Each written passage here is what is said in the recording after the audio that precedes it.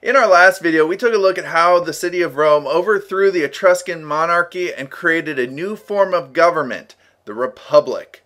Over the next two videos, we're going to take a look at how that Roman Republic controlled an area that looked like this, and then eventually controlled an area about 500 years later that looked like this.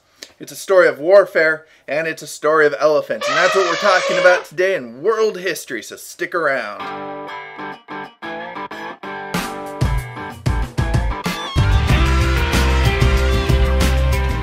Hi everyone, I'm super excited that you're watching today about Roman expansion and how it eventually led to the downfall of the Republic. Oops, I guess that was a spoiler. By 509 BC, the Romans had overthrown the monarchy, and they started an expansion that would cover the Italian peninsula. In 509 BC, Rome controlled an area that looked like this. In 493 BC, the Romans signed a treaty, or an agreement between nations, with their neighbors, the Latins. The treaty said, and I quote, "There shall be peace between the Romans and their Latin neighbors as long as heaven and earth endure." And over the next 100 years, the Romans and the Latins would fight their neighbors. They would fight off the Etruscans. They would fight tribes that lived in the hills surrounding Rome until 390 BC when the Gauls ruined everything. The Gauls were a group of people from the north who attacked Rome and eventually would destroy their city. The Romans had to pay huge amounts of gold to get their city back, and instead of moving on, they rebuilt Rome. And by 275 BC, they controlled the entire Italian peninsula. One of the ways they did that was by creating a massive army. As a side note, this army was organized into legions of up to 6,000 people. And then those legions were broken off into centuries of 100 people. This made the army very flexible. You could send a century over here, you could send a century over there, you could fight a couple different battles in different regions, or you could bring the entire army together and fight one huge battle. Made it very flexible and made the Roman army a very, very dominant force in the region. You remember in southern Italy, there were a lot of Greek colonies, and those Greek colonies had a constant struggle against Carthage. And when Rome gained control of those colonies, they also gained an enemy in Carthage. I keep saying Carthage, and that should ring a bell. Northern Arabia, Phoenicia.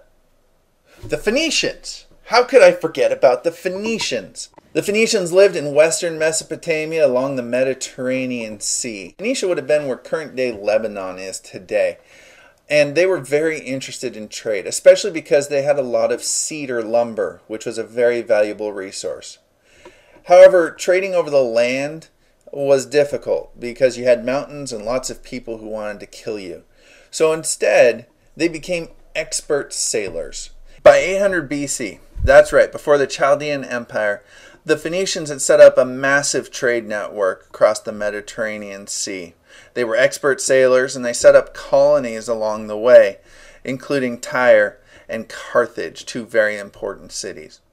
Carthage was founded by the Phoenicians, but it gained its independence around 650 BC, and because it was such an important trading hub, it became a huge influence in the region. In fact, at the height of its power, it controlled a huge portion of the western Mediterranean.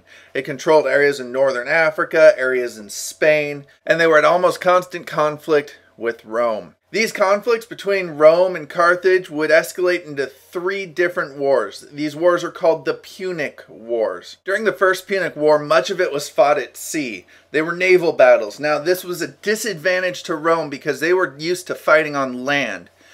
So what they did, one, was beef up their ships. In a very short period of time, they built over 100 warships.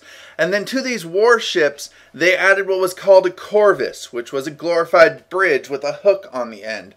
The reason for this is that traditionally, when you fought at sea, you would try to, if this is a ship and this is a ship, you would try to ram the other ship and sink it. The Roman Navy wasn't good at this at first. So instead what they did was they took this bridge, they would sail up next to a Carthaginian ship, lower the bridge, and then the Roman infantry, which was very good, would be able to cross over onto the Carthaginian ship and kill everyone there. This tactic, along with improvements to the Roman Navy, led to the defeat of the Carthaginians in the First Punic Wars. And because of this, Rome gained the island of Sicily to its territories. Carthage was not happy about this, and a guy by the name of Hannibal took over. Now, Hannibal was a great military leader. In fact, he ranks up there as one of the best military leaders the world has seen. Hannibal had an idea. He decided that instead of attacking Rome across the sea, he would march around the Mediterranean. He would, go across northern Africa, up into Spain, and back down again. And you know what he did? He took elephants. Freaking elephants. Elephants, I don't know if you've ever gone to the zoo. Elephants are huge. And if you're an infantryman and you're standing there and you see an elephant charging you, that's going to have a real effect. There was one problem though. Between Europe and the Italian peninsula, there's a huge mountain range called the Alps. So Hannibal had to take the elephants up through the Alps and down again. He was successful at this, and for a time it looked like he was going to defeat Rome. In fact, he would fight Rome for the next 15 years.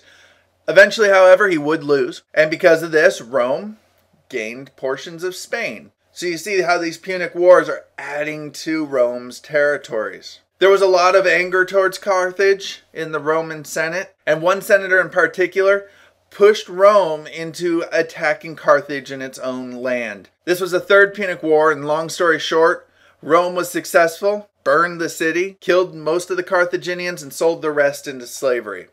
So Rome essentially took control of all the lands that Carthage had once controlled. Today we looked at the first part of this Roman expansion and how it went from this to this. Next time we're going to take a look at how Rome expanded even further and how this led to a dramatic change in the Roman style of government. Were you paying attention? Answer the next couple of questions to find out. Which group of people helped Rome gain control of the Italian peninsula? Why did they do this?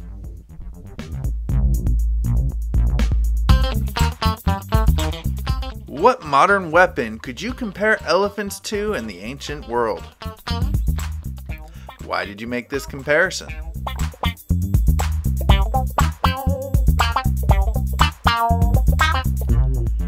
Why did Mr. Corwin talk about the Punic Wars in this video?